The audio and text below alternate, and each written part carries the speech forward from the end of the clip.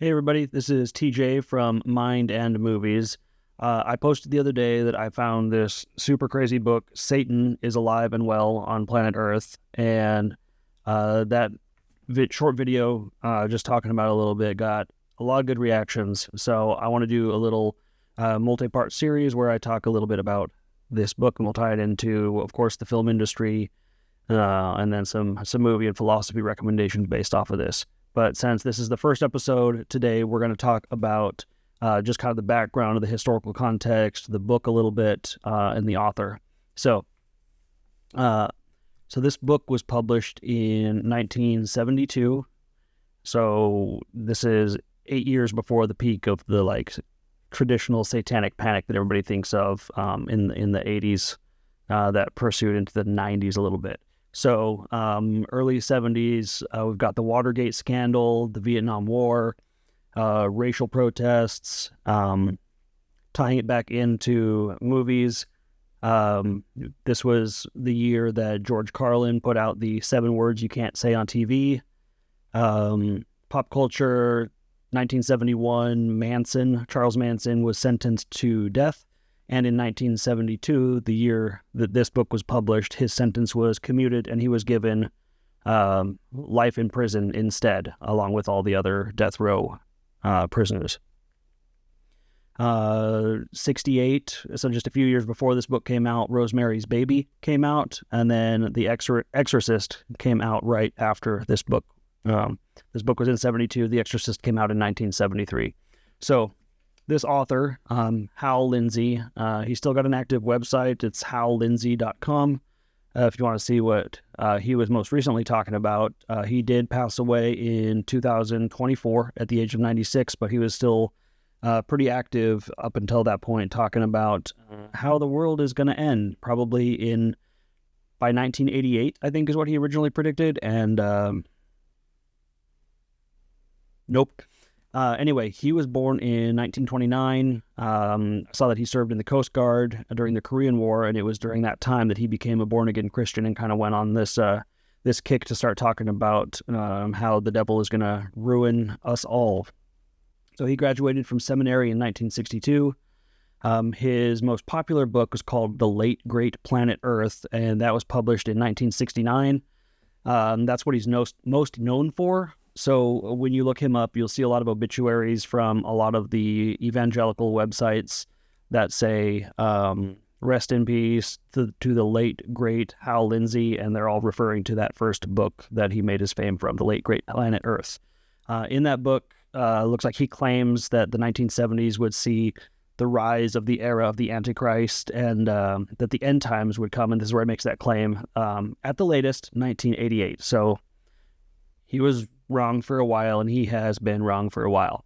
So his career kind of took off as the evangelical prophecy fulfiller guy. If you're wondering, this was in Oklahoma, naturally. If you follow current religious atheist topics and school stuff, Oklahoma's not doing so great. So anyway, he got picked up by a TV station to host what was called the International Intelligence Briefing. 2 of those words are right. He did talk about international news, and he did brief people on them. This was on the Trinity Broadcast Network, where he talked about all of his end times rhetoric. So that was until the show was temporarily canceled in, I want to say 2005, for being, quote, too pro-Israel and too anti-Muslim. And you know your takes are bad when a post-9/11 Christian TV network accuses you of being too anti-Muslim. Yeah. So anyway, he lived in Tulsa for the rest of his life. Website, speaker, TV shows, public broadcasting, all that mega church stuff.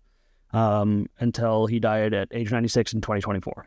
So that is the author summarized, and the kind of historical context of when this book came out. So I'm just going to talk about the introduction today, and then I'll go through and do a chapter or so on each succeeding episode. So the introduction is just a couple pages long. It's very short. That's why I'm kind of tying it in with the background history on everything.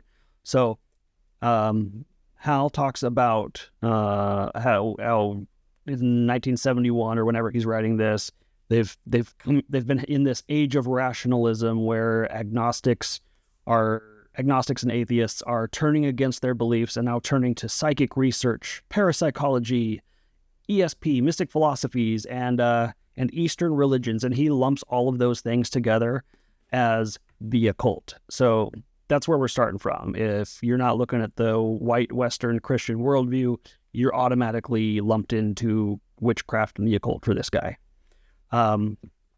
He calls Satan, and I quote, a personal enemy who rules our world system.